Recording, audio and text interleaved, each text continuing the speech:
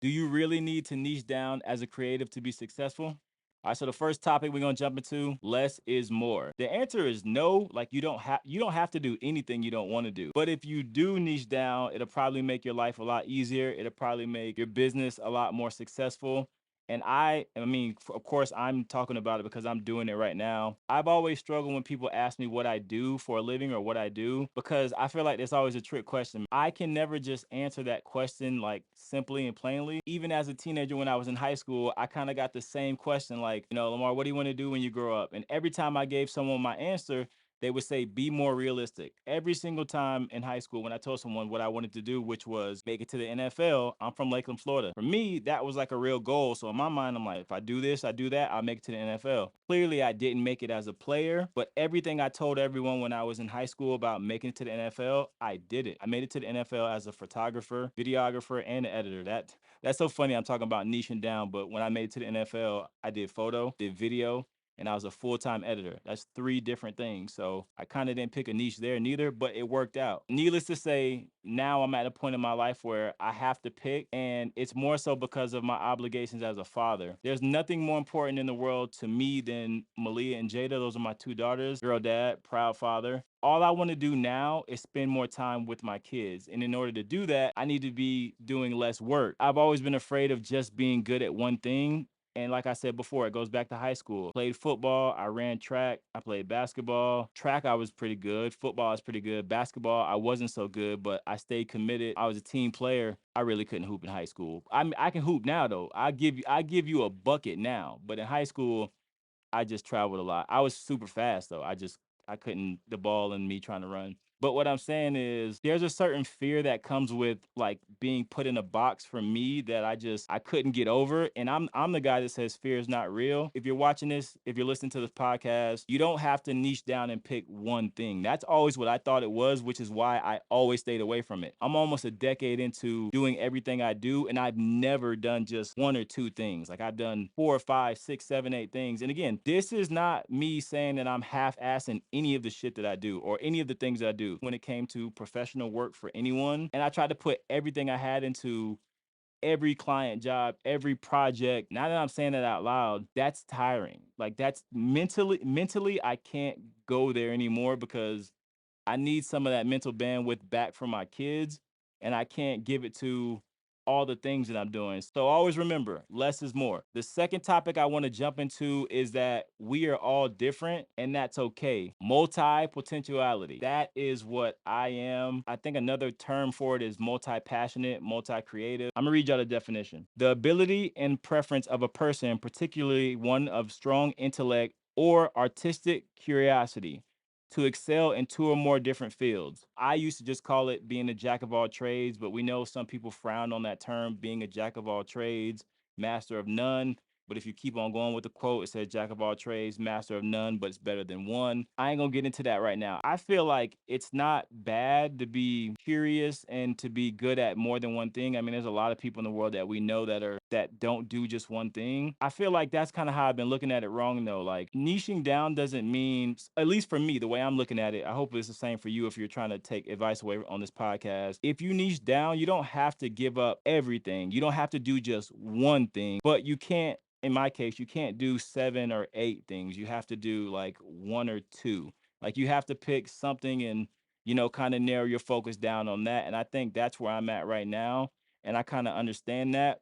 But it's really hard for someone like me who, I mean, I think I'm pretty good at a lot of different things that I make money with for my clients. They say you need to put in about 10,000 hours to become, expert level at X, Y, and Z. I put in a lot of hours in everything that I do right now that I offer as a service for clients. So it ain't like I'm out here like dabbling in this. I kind of do that. Like, no, like flying drones, 10,000 hours. Real estate photography, 10,000 hours. Wedding videography, 10,000 hours. Like, I've just been doing so much for so long, just trying not to. I think Drake said it. He was like, you just keep going in the hopes that like you're getting it right while you're doing it. I really just wanted to touch on that topic and say that we are all different and we don't have to just pick one thing. You can be good at two things and, put that together. So the third topic I want to get into is there's an easier learning curve. Me and my best friend was just talking about this when I told him that I was about to decide to niche down. And if you guys know my best friend, his name's Scott, shout out Scotty B. He said something to me that really just kind of stuck with me. And I was like, whoa. He said, we don't even know how good you can be because you've never gave 100% to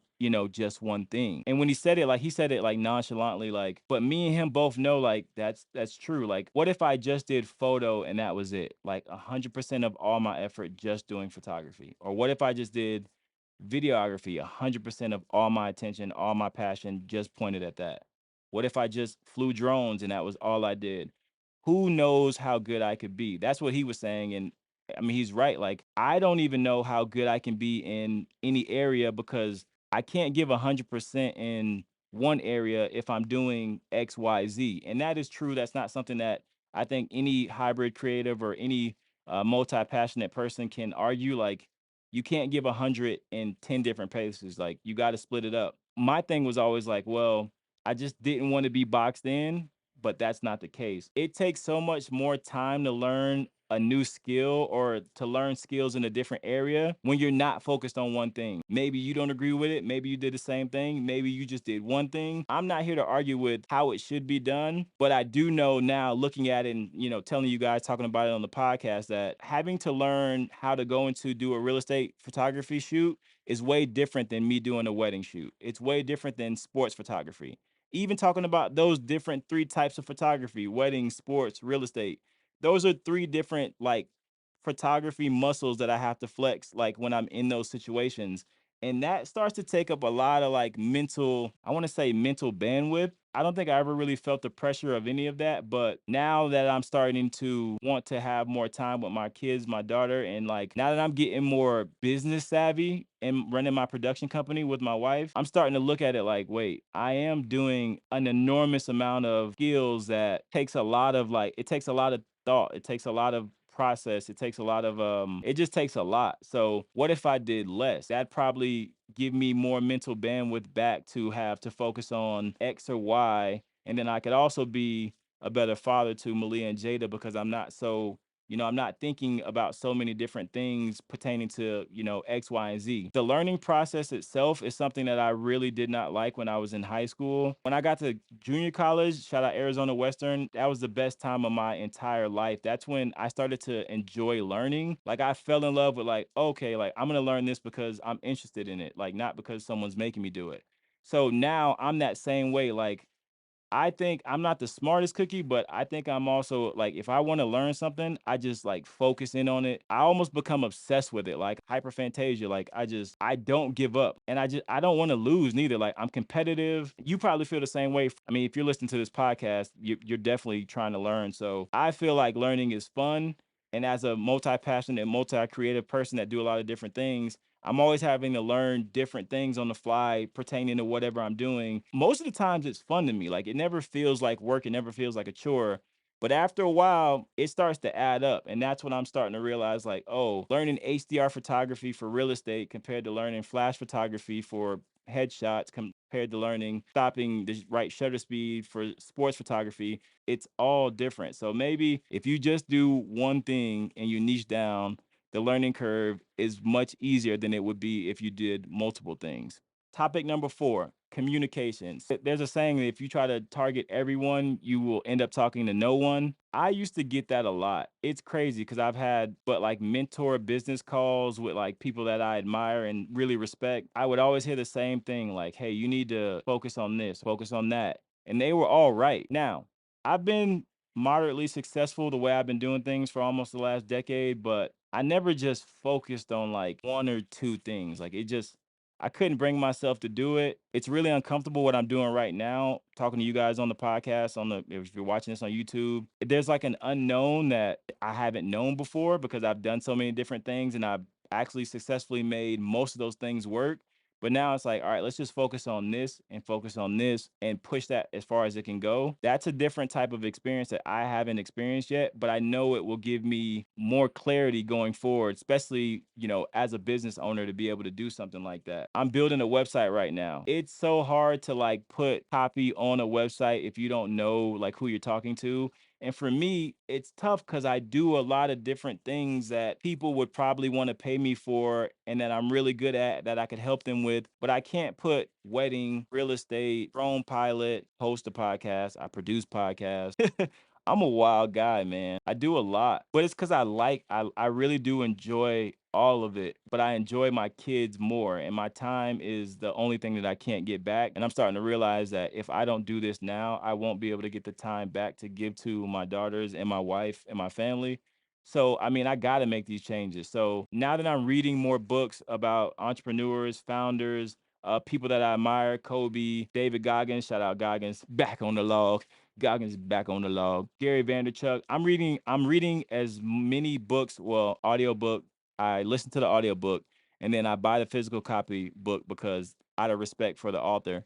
Even that, like I'll buy an audiobook and then I'll buy the physical book because I want to have it one so that the author, like I want to show them that I appreciate them. But the audiobooks let me listen to it faster. But I've been learning so many different things and taking in so much information, and a lot of it's the same. It's like you got to be clear with your message and you got to focus. Like I haven't had a target like a main target person because I do so many different things. So it's impossible to try to market to everyone because there's no way that you could there's no way that you could like target everyone and have a service for everyone. It's just not doable. And even if you do try to do it, which I've clearly been trying to do, it just takes a lot of work. There's an invisible cost, I think, that I've been paying for what I've been doing. And it's just now starting to add up as my daughter Malia, she's my oldest daughter. She wants more time. And one thing that I do is give her my time anytime she wants my time. But that gets harder when I have a broadcast commercial that I'm editing, or I got to get back to a client so I can respond first, or these photos that I know are sitting on my computer that I need to edit. But none of that, like that work stuff is important, but my priorities lie with my kids. So I need to be in a place where whenever she wants my time, I need to be able to give her my time. I can do better by not having those, the photo edits.